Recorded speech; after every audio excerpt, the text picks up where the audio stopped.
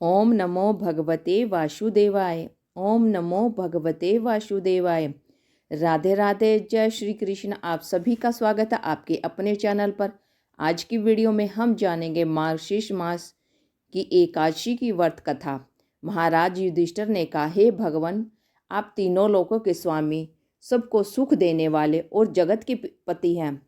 मैं आपको नमस्कार करता हूँ। हे देव, आप सबके हितैषी हैं, अतः मेरे संशय को दूर कर मुझे बताएं कि मार्गशीर्ष एकादशी का क्या नाम है। उस दिन कौन से देवता की पूजन किया जाता है और उसकी क्या विधि है, कृपया मुझे बताएं। भक्त वत्सल भगवान श्री कृष्ण कहने लगे कि धर्मराज, तुमने बड़ा ही उत्तम प्रश्न किया। इसके सुनने से तुम्हारे यश संसार में फैलेगा। मार्गशीर्ष शुक्ल एकादशी अनेक पापों को नष्ट करने वाली है। इसका नाम मोक्षदा एकादशी है। इस दिन दामोदर भगवान की धूप दीप नैवेद्य आदि से भक्तिपूर्वक पूजा करनी चाहिए। अब इस विषय में मैं एक पुराणों की कथा कहता हूँ। गोकुल नाम के नगर में व्याख्यान नामक राज्य करता था। उनके राज्य में चारों वेदों के ज्ञाता ब्राह्मण रहते थे। वह राजा अपनी प्रजा को पुत्रवत पालन करता था। एक बार रात्रि में राजा ने एक स्वप्न देखा कि उसके पिता नरक में हैं। उसे बड़ा आश्चर्य हुआ। प्रातः वह विद्वानों ब्राह्मणों के पास गया और अपना स्वप्न सुनाया। कहा, मैंने अपने पिता को नरक में कष्ट उठाते देखा है। उन्होंने मुझसे कहा कि हे पुत्र, मैं नरक में पड़ा हूँ, यहाँ से तुम मुझे मुक्त कराओ। जब ये मैंने वचन सुने तब मैं अब तक बहुत बेचैन हूँ। चित्त में बड़ी अशांति हो रही है। मुझे इस राज्य, धन, पुत्र, स्त्री, हाथी, घोड़े आदि में कुछ भी सुख प्रतीत नहीं होता। क्या करूं? आप सभी मुझे राय दें। राजा ने कहा, हे ब्राह्मण देवताओं, इस दुख के कारण मेरा सारा शरीर जल रहा है। अब आप कृपा करके कोई तप, दान, व्रत आदि ऐसा उपाय बताए जिससे मेरे पिता को मुक्ति मिल जाए। उस पुत्र का जीवन व्यर्थ है जो अपने माता पिता का उद्धार न कर सके। एक उत्तम पुत्र जो अपने माता पिता तथा पूर्वजों का उद्धार करता है, वह हजारों मूर्ख पुत्रों से अच्छा है।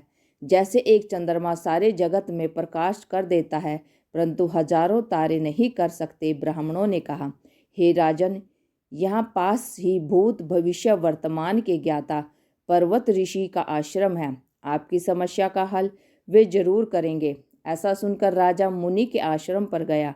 उस आश्रम में अनेक शांत चित्त योगी और मुनि तपस्या कर रहे थे। उसी जगह पर्वत मुनि बैठे थे। राजा ने मुनि को साष्टांग दंडवत किया। मुनि ने राजा से संगोपांग कुशल पूछी। राजा ने कहा कि महाराज, आपकी कृपा से मेरे राज्य में सब कुशल हैं, लेकिन अकस्मात मेरे चित्त में अत्यंत अशांति होने लगी है। ऐसा सुनकर पर्वत मुनि ने आंखें बंद की और भूत विचारने लगे। फिर बोले, हे राजन, मैंने योग के बल से तुम्हारे पिता के कुकर्मों को जान लिया है। उन्होंने पूर्व जन्म में कामातुर होकर एक पत्नी को रति दी, किंतु सोत के कहने पर दूसरी पत्नी को ऋतु दान मांगने पर भी नहीं दिया। उसी पाप कर्म के कारण तुम्हारे पिता को नरक में जाना पड़ा। तब राजा ने कहा, इसका कोई उपाय बताए। मुनि बोले, हे राजन, आप मार्गशीर्ष एकादशी का उपवास करें और उस उपवास के पुण्य को अपने पिता को संकल्प दे दें। इसके प्रभाव से आपके पिता की अवश्य नरक से मुक्ति होगी। मुनि के ये वचन सुनकर राजा महल में आया और मुनि के कहने के अनुसार कुटुंब सहित मोक्षदा एकादशी का व्रत किया। इसके उपवास से पुण्य उसने पिता को अर्पण कर दिया। इसके प्रभाव से उसके पिता को मुक्ति मिल गई और वो स्वर्ग को जाते हुए पुत्र से कहने लगे, हे पुत्र, तेरा कल्याण हो। ये कहकर स्वर्ग चले गए। मार्गशीर्ष मास की शुक्ल पक्ष की मोक्षदा एकादशी का जो व्रत करते हैं उनके समस्त पाप नष्ट हो जाते हैं। इस व्रत से बढ़कर मोक्ष देने वाला और कोई व्रत नहीं है। इस कथा को पढ़ने या सुनने से वाजपेयी यज्ञ का फल मिलता है। यह व्रत मोक्ष देने वाला तथा चिंतामणि के समान वाला है।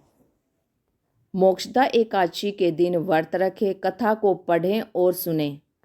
इस बार मोक्षदा एकादशी 11 दिसंबर को रखी जाएगी और इस व्रत का पारायण 12 दिसंबर को रखा जाएगा। एकादशी के दिन भगवान विष्णु और माता लक्ष्मी की पूजा करें और भगवान विष्णु के मंत्रों का जाप करें। इसी के साथ वीडियो को विराम देते हैं।